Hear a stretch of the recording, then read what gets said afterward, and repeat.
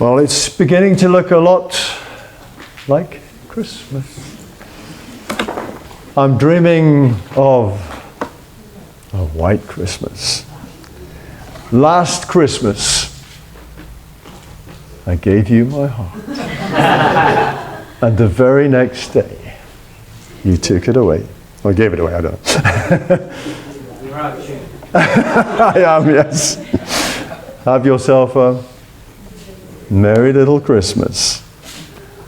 All I want for Christmas is you. Thank you, thank you. I know I wish it could be Christmas every day. Not really.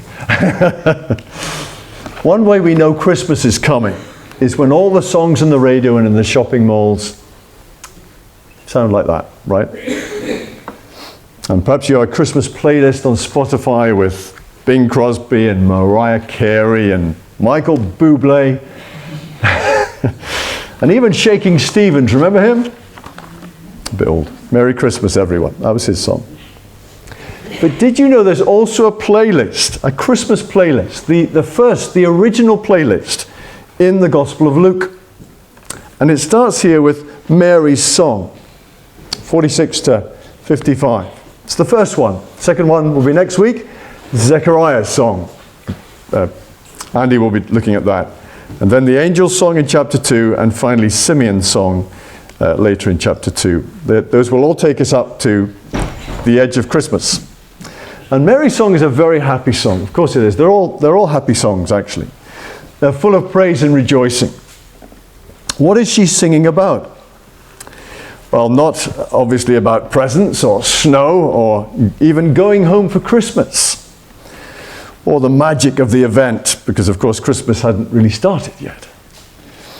She's not even singing about love. It's not a love song. It's not a romantic love song. If you've seen those nativity films set in school, I don't know if you've seen that. The guy who is one of the hobbits plays in it, and I can't think of his name. Martin Freeman, that's it. He does the first one. And they interpret the nativity as a love story between Mary and Joseph in Nazareth. But it's not a romantic love song that Mary is singing here. Not that kind of love song, at least. Mary is not even singing about herself, really. She's singing about God. My soul glorifies the Lord, or magnifies the Lord, and my spirit rejoices in God my Savior. She's glorifying God, she's rejoicing in Him. She's pointing us not to herself, but to God. Now, Mary is wonderful in many ways. But the Roman Catholics are wrong to effectively worship Mary. They pretty much do worship Mary. They put Mary on a level with Jesus. They call her a co-mediator with Jesus. But Mary can save no one. And Mary cannot be our mediator with God. Mary is not asking us to worship her in this song. She's asking us to worship God. Because Mary needed a Savior like the rest of us. Did you see the language that she used? She speaks of God, her Savior. Mary was a sinner just like us who needed a Savior. Her own son would be her Savior.